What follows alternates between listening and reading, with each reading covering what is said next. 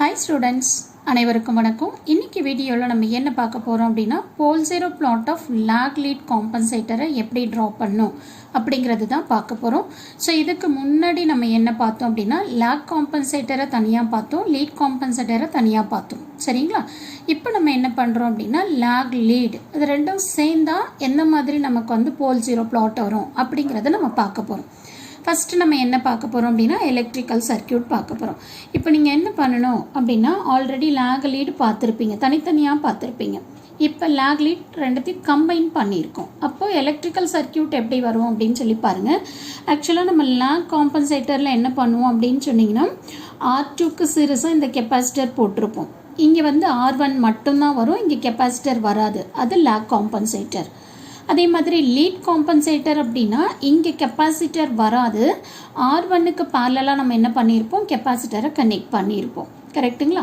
But lag lead compensator அப்படின்னா இங்கே பாருங்கள், R1க்கு பேரலலாக ஒரு கெப்பாசிட்டர், அதை வந்து நம்ம என்ன பண்ணியிருக்கோம், S டொமைனில் எழுதுறதுனால 1/S × C1ன்னு எழுதியிருப்போம். அதே மாதிரி இந்த R2க்கு சீரிஸில் ஒரு கெப்பாசிட்டர், இங்கே ரெண்டு கெப்பாசிட்டர் இருக்கிறதுனால நம்ம என்ன பண்ணியிருக்கோம், C1 C2ன்னு எழுதியிருக்கோம். ஓகேங்களா? ஸோ EI of Sங்கிறது இன்புட் வோல்டேஜ், E0 of Sங்கிறது அவுட்புட் வோல்டேஜ். ஸோ இதுதான் electrical network of lag lead compensator. ஓகேங்களா? அடுத்து நம்ம என்ன பண்ண போகிறோம் அப்படின்னா ட்ரான்ஸ்ஃபர் ஃபங்க்ஷன் எழுத போகிறோம். ஓகே, ஸோ இப்போ இந்த ட்ரான்ஸ்ஃபர் ஃபங்க்ஷன் எதுக்கு எழுதுகிறோம் அப்படின்னா lag lead, அப்போ லாகும் வரும் லீடும் வரும், அது ரெண்டும் கம்பைன் ஆகி தான் வரும். இப்போ நார்மலாக நீங்கள் என்ன பண்ணியிருப்பீங்க, lag compensator பண்ணுறப்போ S plus 1 divided by T divided by S plus 1 divided by beta into Tன்னு படிச்சிருப்பீங்க. கரெக்டா? இப்போ நம்ம வந்து ரெண்டு சிஸ்டமும் இருக்குது, லாகும் இருக்கும் லீடும் இருக்குது. அதனால நம்ம என்ன பண்ணியிருக்கோம், T1 T2 அப்படின்னு எழுதியிருக்கோம். ஓகே, இது வந்து லாகுக்கு, இது வந்து என்னது பாருங்க லீடுக்கு, ஆல்ஃபாவில் இருக்குது அப்படின்னா அது லீடு. இப்போ இது ரெண்டுத்தையும் மல்டிப்ளை பண்ணோம் அப்படின்னா நமக்கு lag lead காம்பன்சேட்டரோட ட்ரான்ஸ்ஃபர் ஃபங்க்ஷன் கிடச்சிரும். ஓகேவா? சரி, அடுத்து நம்ம இப்போ என்ன பார்க்க போகிறோம் அப்படின்னா போல் ஜீரோ பிளாட்டை எப்படி கன்ஸ்ட்ரக்ட் பண்ணுறது அப்படின்னு பார்க்க போகிறோம். ஓகே, ஸோ நெக்ஸ்ட் உங்களுக்கு நல்லாவே தெரியும் நியூமரேட்டர் டினாமினேட்டர். ஸோ நியூமரேட்டர் எடுத்துக்கிட்டிங்க அப்படின்னா நியூமரேட்டர் ரெப்ரசென்ட் பண்ணுறது என்னது, ஜீரோஸோட வேல்யூஸை, டினாமினேட்டர் ரெப்ரசென்ட் பண்ணுறது என்னது, போல்ஸோட வேல்யூஸ். கரெக்டுங்களா? இப்போ பாருங்கள், இங்கே வந்து நமக்கு 1/T1ன்னு இருக்குது, இங்கே 1/T2ன்னு இருக்குது, அப்போ ரெண்டு ஜீரோஸ் இருக்குது. கரெக்டாக?